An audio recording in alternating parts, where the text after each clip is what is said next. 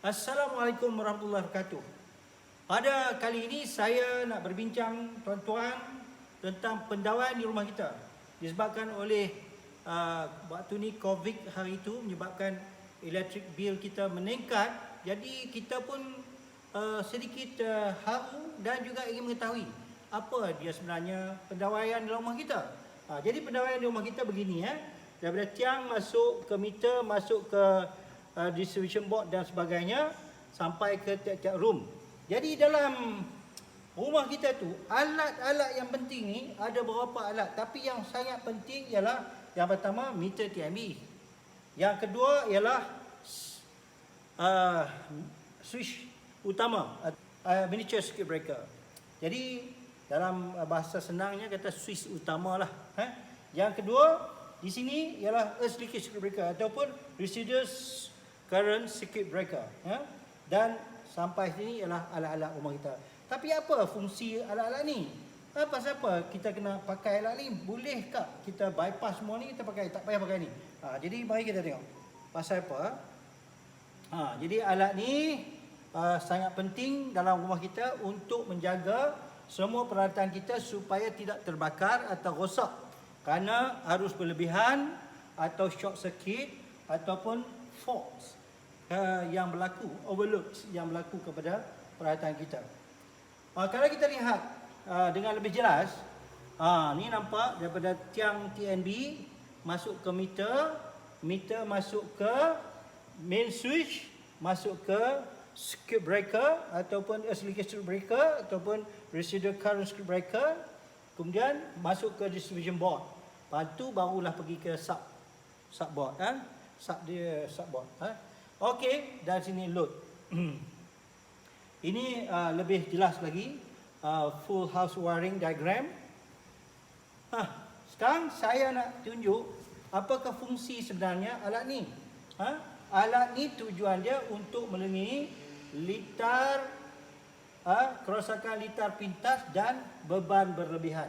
Alat ni ada dua fungsi. Satu short circuit, satu lagi overload.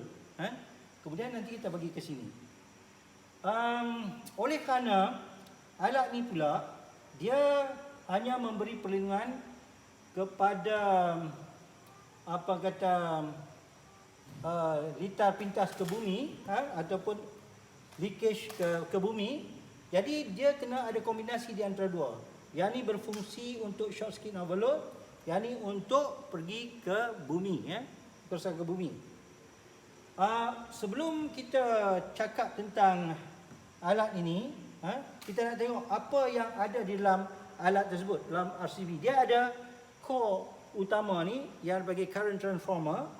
Lepas tu dia ada current yang bergerak di dalam situ, dan apabila current bergerak sini, dia akan ada magnetic flux bergerak di sini, menyebabkan dia akan ada current kedua, induced current kat sini, menyebabkan meter akan bergerak. Jadi ini simple circuit macam ni. Current transformer. Yang ni secondary winding masuk ini. Jadi kalau kita ambil yang ni masuk ke sana, ini bersamaan dengan current utama ataupun daripada kabel live utama. Yang secondary circuit ni sama dengan yang ni. Kalau arus bergerak sini 10 am, dia patah balik 10 am, maka di dalam ni 0 am winding ini tidak akan wujud current. Tetapi kalau dia datangi 10 am, dia patah balik 5 am, maksudnya ada sini minus 5 am, dia akan wujudkan current bergerak sini, menyebabkan coil ini wujud magnetic field dan dia akan tarik switch itu untuk terpelanting. Saya nak bagi tahu pasal apa RCB ni memberi perlindungan terhadap overload fault. Katakan kita ada motor. Motor ni dia sebagai load. Motor ni kadang-kadang kita bubuh load dia terlampau lebih, menyebabkan dia nak bergerak kuat lagi, current dia terlebih. Kalau dia rated current kata 10 am, kita bubuh load dia boleh jadi dia naik jadi 15 am.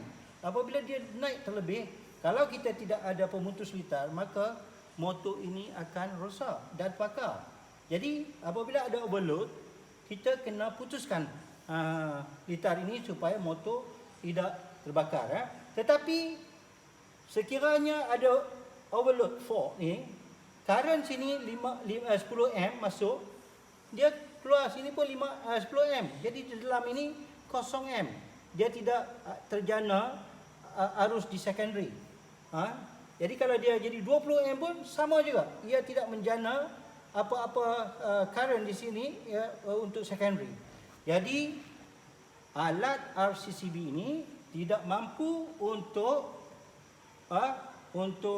protect bagi overload fault. Begitu juga alat ini tidak mampu untuk protect bagi short circuit fault. Kalau ditakdirkan motor tadi short circuit, short circuit itu maksudnya ni motor dia kabel dia short circuit macam ni.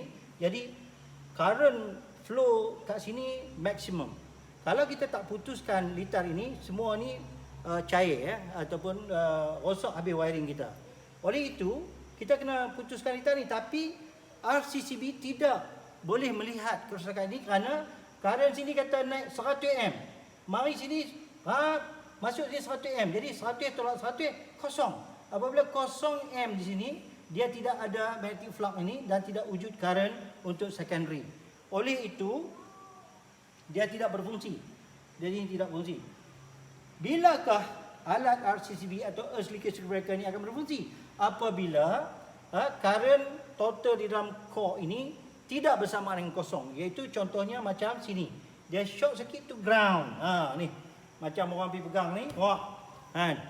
So, tapi kalau ada short lebih daripada rated IM dia ni, maka dia akan terpelantik. Rated IM ni bergantung kepada jenis RCCB ni ataupun earth leakage breaker ini. Ada yang 10 A, yang ni 30 mA, ada yang 10 mA, lebih sensitif. Jadi makna kata, contoh sini, current sini masuk 10 A, zoom masuk ke bumi. Patah balik kosong. Jadi sini kosong, sini 10, maknanya ada dalam ni minus 10. Minus 10 A akan mewujudkan magnetic flux, mewujudkan arus secondary dalam ini, dan akhirnya memberi keupayaan kepada coil ini untuk trip MCCB apabila berlaku di sini. So jadi keputusannya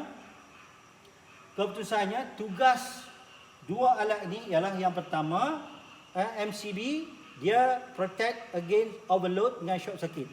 Alat ni tidak boleh protect yang tu. So alat ni pula protect against a fault.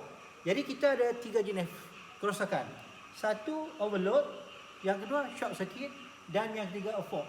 Tiga-tiga ni kena diatasi sekiranya berlaku dalam sistem penerangan di rumah kita dan alat elektrik kita. Kalau tidak, alat elektrik terbakar, wiring kita rosak dan sebagainya. Sebab itu, alat ni digunakan untuk 2 jenis fault. Alat ni combine jadi 3 jenis fault ni di cover. So, yang lainnya ni, kalau kita tengok rumah kita ada wiring tambahan macam ni.